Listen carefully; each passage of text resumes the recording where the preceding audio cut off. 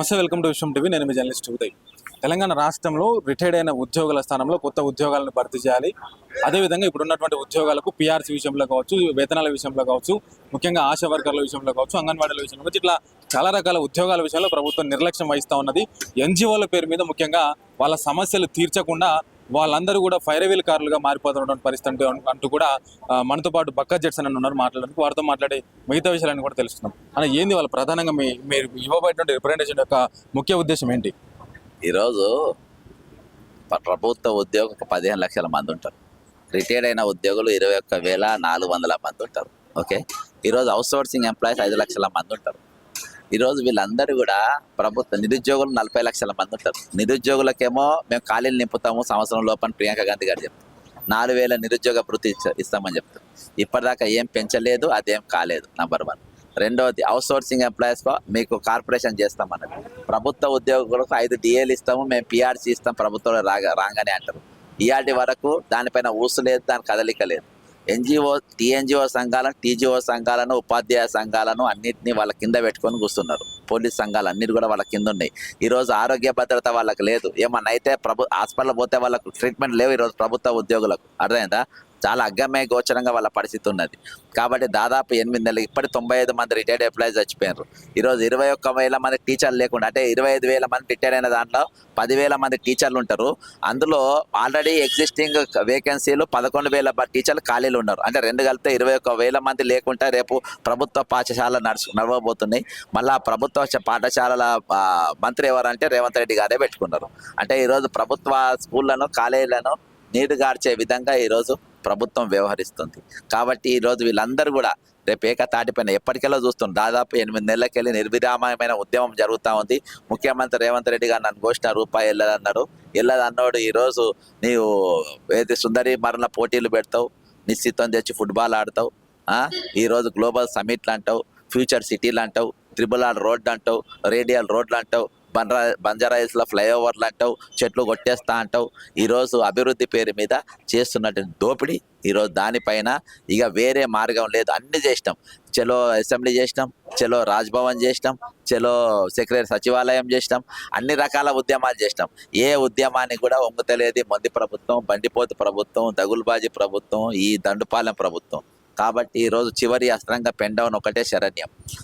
ఆనాడు తెలంగాణ ఉద్యమం కోసము, తెలంగాణ ఏర్పాటు కోసము మేము ఏ విధంగానైతే దీన్ని తెచ్చుకున్నామో, ఉద్యమం చేసినామో, అదే ఉద్యమం ఈరోజు మళ్ళొకసారి చేయబోతున్నాం. ఖచ్చితంగా ఈరోజు మన ఏది పెండౌన్ కార్యక్రమం 100% సక్సెస్ఫుల్గా అవుతుంది.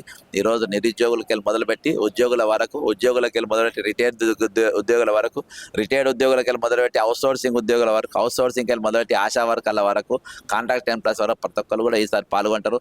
ఒక మినీ సకల జనుల సమ్మె చూపెడతాం ఈసారి. రేవంత్ రెడ్డికి మాత్రం రేవంత్ రెడ్డి ప్రభుత్వానికి, ఆయన దగ్గర ఉన్న సలహాదారులకు, ఆయన దగ్గర ఉన్న కార్యదర్శకు అందరూ కూడా ఈసారి ఊసాలు గదిలిచి బెండి తీసుడు ఖాయం.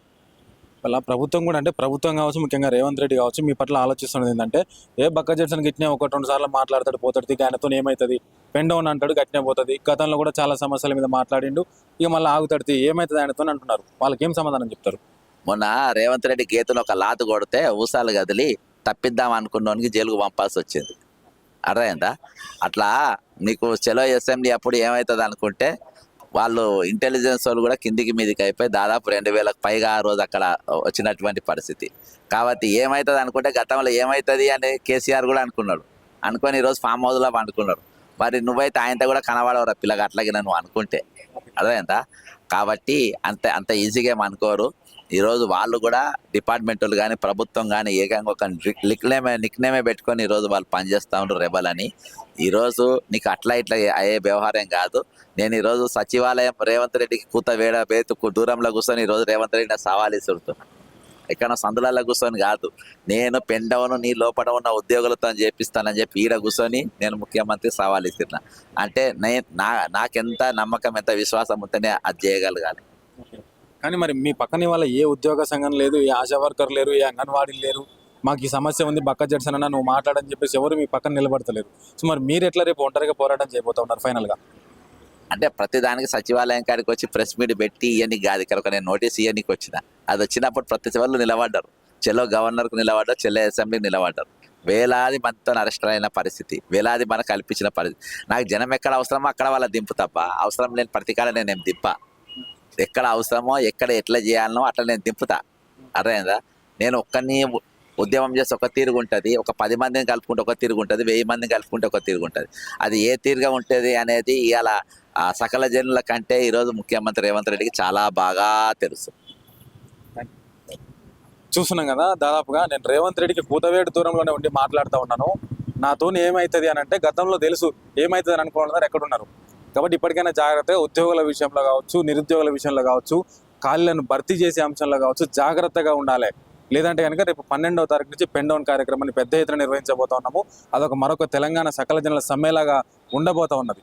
సో ఇప్పటికైనా స్పందించి నిరుద్యోగులను ఉద్యోగులను ఆదుకునేటువంటి ప్రయత్నం చేయాలి. ఖచ్చితంగా వారి సమస్యలను పరిష్కరించవలసింది అంటూ బక్క జడ్సన్ మనతో పాటు మాట్లాడుతున్నాడు.